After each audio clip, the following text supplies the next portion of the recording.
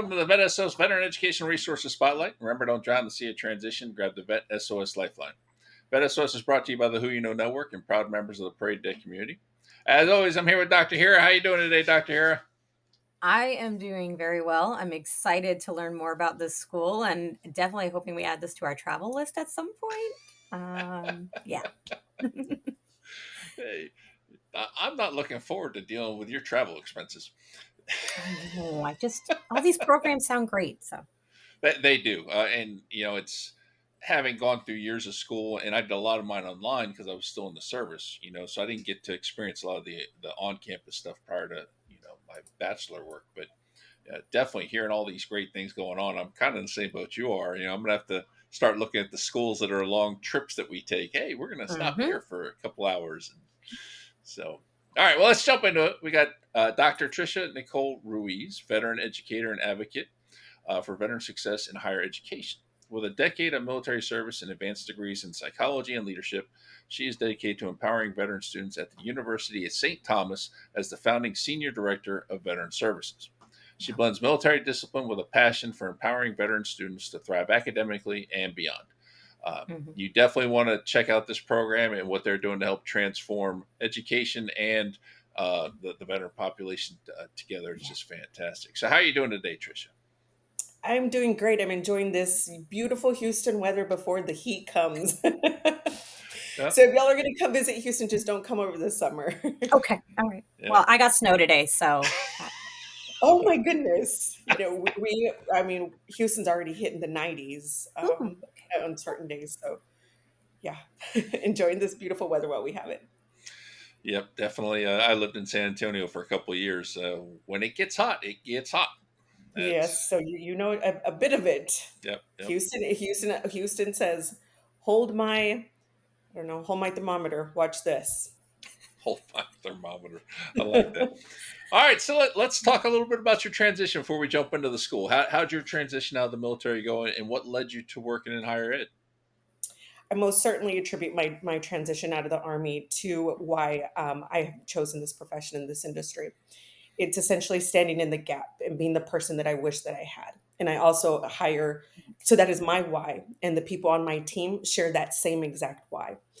And so when I separated from the military, I was a new mom. I had a 10-month-old baby on my hip when I showed up to a major university in Texas with large enrollment with yeah. a stroller.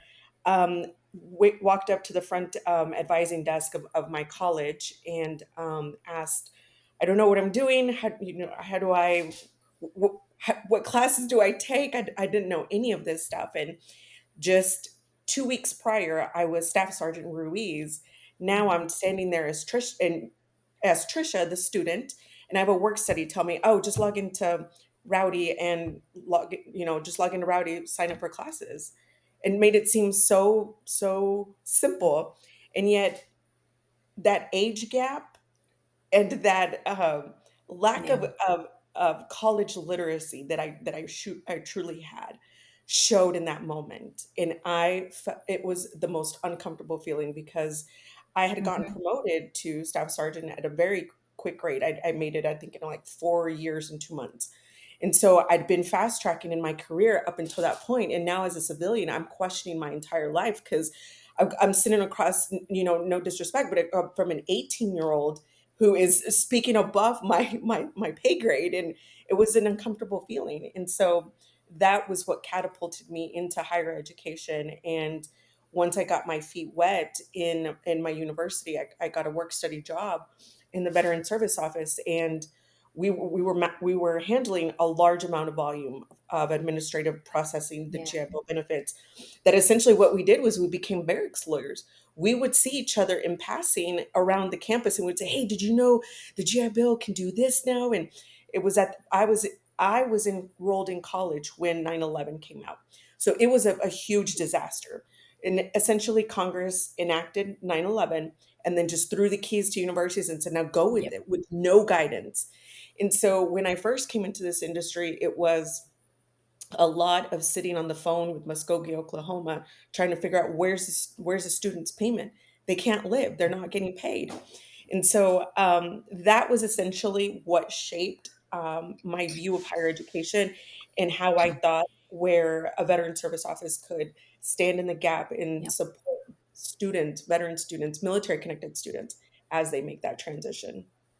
Yeah, that's that NCO coming out. You had Yeah, to take action in the absence of orders, right?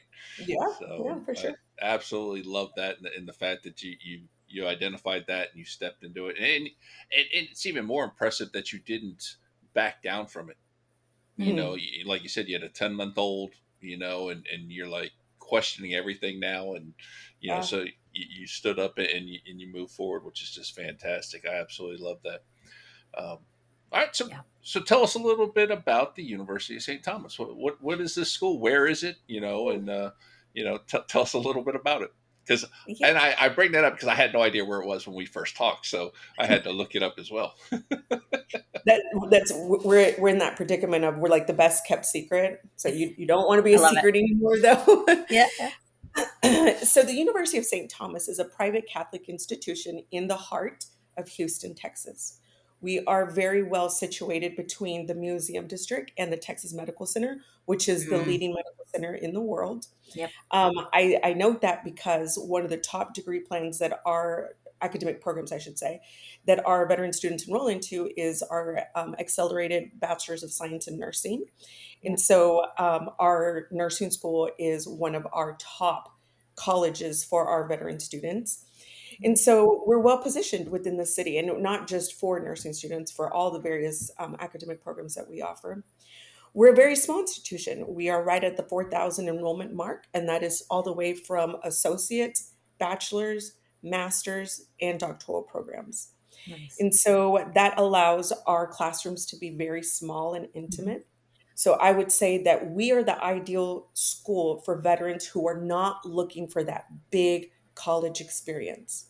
Those that don't want to deal with big crowds, those that don't want to deal with parking one end and trekking on a trolley Uh-huh. 5 miles to get to the actual campus. Yep. We're not for that kind of a student. We're looking for the student who you want those relationships with your faculty members. You want to immerse yourself into that industry because Yep. those faculty members are going to be the catalyst between you Hmm. transitioning out of the classroom and making it into the industry because that's the industry that they come from. Yep. We're the kind of institution where we're very high touch. What we offer for veteran students is very unique, and we haven't quite found another university in the nation that offers what we do. So we are such a high touch team that our veteran success team sees them from the point of recruitment all the way to the point of alumni status.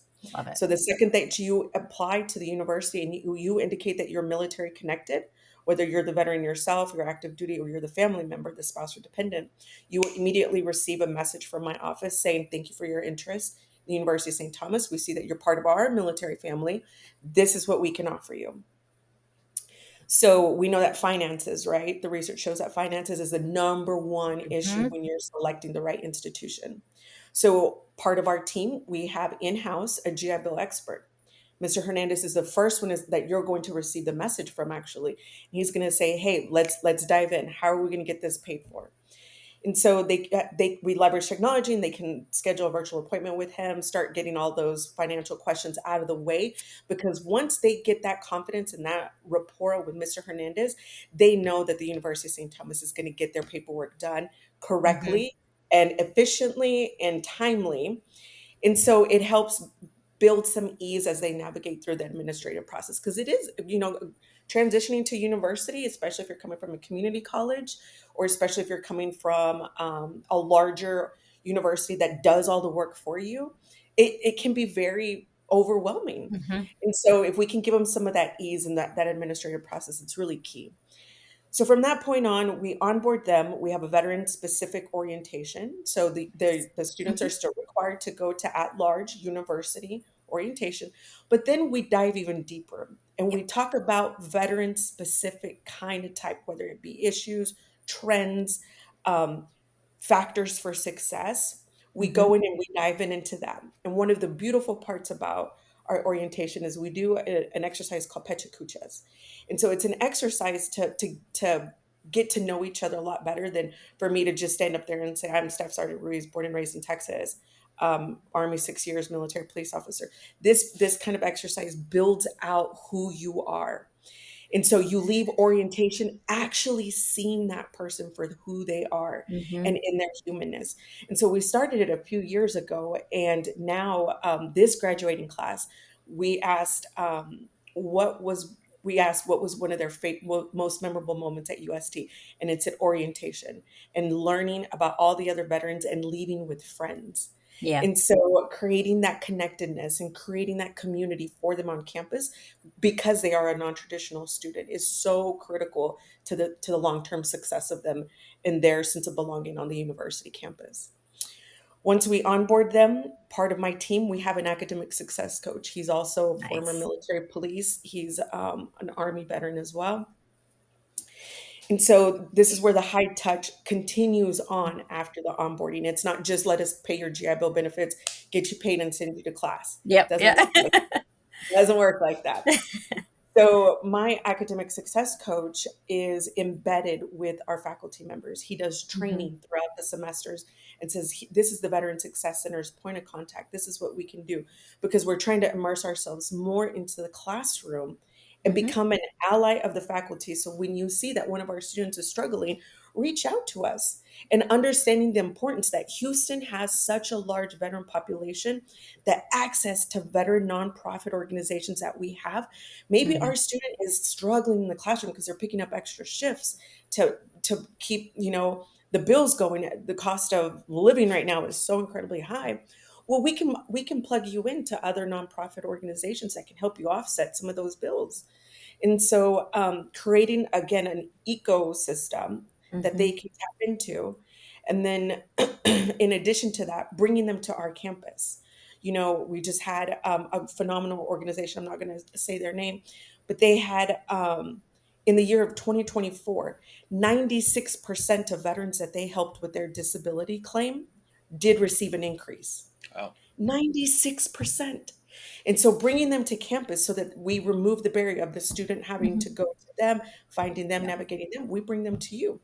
So we've seen a significant amount of success. Our retention rate went up by 11% when we introduced this academic success coaching model to the center. So creating that synergy, right, of you're coming to our center to either get your benefits processed or you're coming in to share that you're struggling in the classroom and this is why. And so Mm-hmm. it creates a very colorful palette, if you will, of the type of support that they can receive from us. We have a very unique design for our center. We're an actually standalone building on a university campus. We're not some office tucked away on the third floor of some building with no windows. We have an entire building dedicated just to veteran support. Wow. And so within the center, we have a conference room that fits about 14 students with a 90-inch TV that they can tap into their class. If they don't want to if they're taking an online class but don't want to go to school from home, because we know how COVID kind of burnt us all out from that and tired of looking at the dishes while we're running Zoom meetings. So it has a conference room. We have an iMac computer lab for our students that are in graphic design or prefer Mm-hmm. Mac. We have a student worker, prior Navy nuke guy who just kind of manages the front end, makes sure that all of our students check in. We have our certifying official who does the GI Bill benefits and our academic success coach cohabitating in an office, kind of Google style, to create that synergy because they can hear when they can hear the conversations of, hey, maybe I can step in with this kind of resource, or maybe I can step in. So we kind of did that by design. We have an eat-in kitchen so students can bring their food, leave it in there, eat in between classes instead of having to pay to eat at the cafeteria or pay to eat out. Mm-hmm. On the second floor, we have a lounge room. We have a big old 60-inch TV with recliners where they can come in, prop up their feet, relax in between classes. We have a more confidential meeting space. So if any of our staff members need to not co-share a space for a very confidential conversation, they have a space up there that they can go in. We also have a second computer lab for the students upstairs. We have a relaxation room, which is a couch where students can come in, take a nap. Some of them work in industry, so they're working late at night, Hmm. bartenders and restaurant servers, and so they'll come in and sleep in between classes. And then we also have private study spaces where you can come in, shut the door, put your headphones in, and walk in. Nice. So that's the physical space, as well as the team that helps. We also have, shout out to my admin assistant who keeps us going. She runs all of our social media. She keeps us on our toes. So we also have an amazing admin who's a two-time alum of the University of St. Thomas. So she gives us that student experience because she went there. Yeah. She did her undergraduate and her master's. And so we're on all the platforms. We're on Facebook, Instagram, TikTok, because when veteran students are looking at and our school shopping, don't just take our word for it. Go look on our social media. Go see all the things that we do, that we document, and it sets the vibe, if you will, of what the veteran student experience at the University of St. Thomas would look like.